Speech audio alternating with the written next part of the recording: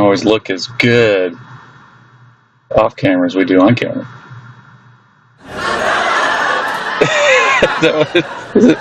Hey, like when people see you, hey, you look like when you don't look as good in person as you do on camera, in people's eyes, I've never had that problem though. Or when people say, you look so... Okay, see, now I look better on camera. See, in person, I would have had that still on my shirt, and I wouldn't have looked as good, but on camera, you took care of that. I know a lot of the time people like to make New Year's resolutions, things they want to change and be better at, and we've experienced for us that we were even on TV once sharing this on a Christian television network on Daystar years ago when we were in Denver, and we shared instead of making a New Year's resolution, we said instead of doing that, you can receive a new revelation to your life. And we, of course, mean through God speaking to you in His Word and sharing something that He wants to help bring out of you, that He's put in you, rather than maybe something that the world has put in you or that you're experiencing and reacting to the world. I have to say, I've never made a New Year's resolution. Yes. No. I've never seen you make a New Year's resolution. I'm always open for revelation. Always open for revelation. And, but it's interesting because I know that even though you've never made a New Year's resolution, like whatever that's called, a goal, right, or a whatever accomplishment, something that you're gonna do. But you've always worked. When we first got married, you were working. Right away, you wanted to be better in your own life, and were reading books and doing things like that. And you did that for a long time. But the real change, so you were resolute, you were looking for resolutions. You were watching Oprah and read books, but it wasn't until you had a revelation from God that those things really changed. So my revelation from God actually came when I had a fit with Him. Literally. I was crying and screaming and pounding on the bed, saying, just show me you're real, I was a little baby. And then I went into the bathroom to just kind of wipe my face, and you got that whole bathroom thing. You look at yourself in the mirror and you're like, oh, what did I just do? Right. But I heard a still small voice inside as I was just cleaning up. He just said, just get to know my son. Get to know my son. That's kind of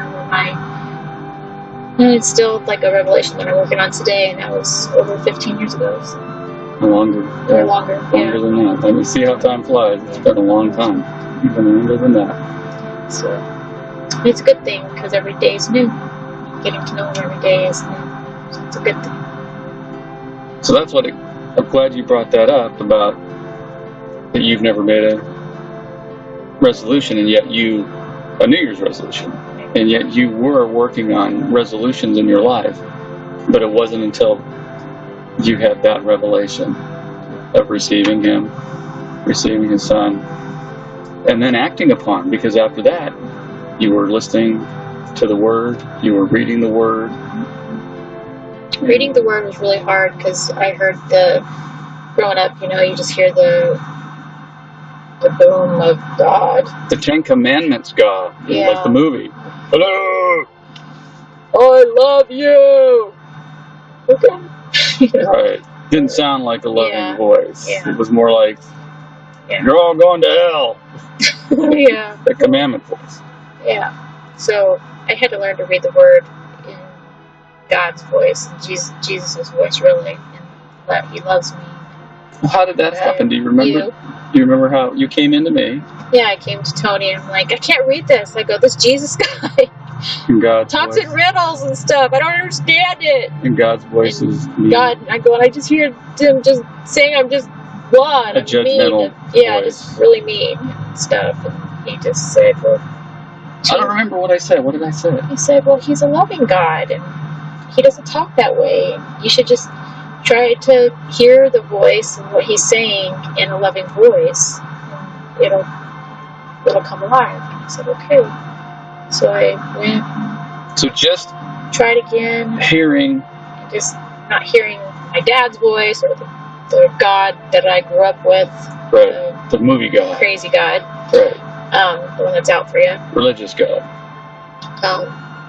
He just said, try that. And so I did. And then the pages just came alive, and Jesus just came alive. That's It was a amazing. good thing. Just to, because we read books and we have an idea of a voice in our heads as we're reading in our minds, and that was the voice you originally had. But then just saying, oh yeah, like texts and emails that are emotionless, right? So you can read a text 3 different ways, right? Yeah. Hey, give me a call. Hey, give me a call. Hey, give me a call. Like, where are you? Where are you? Right.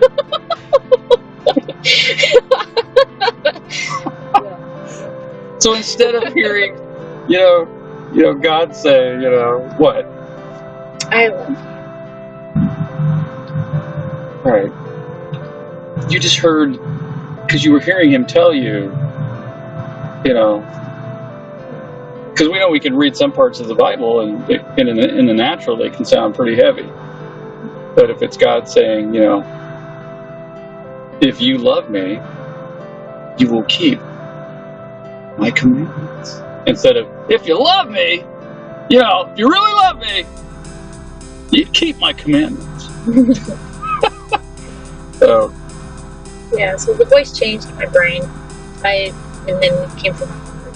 Just, hey, the voice came from your heart then, instead of from your brain, which is just filled with whatever it gets filled with on the outside. You want to fill your brain from your heart instead of from the outside. And when that flip happened, then you felt love instead of judgment or condemnation. God, it's awesome.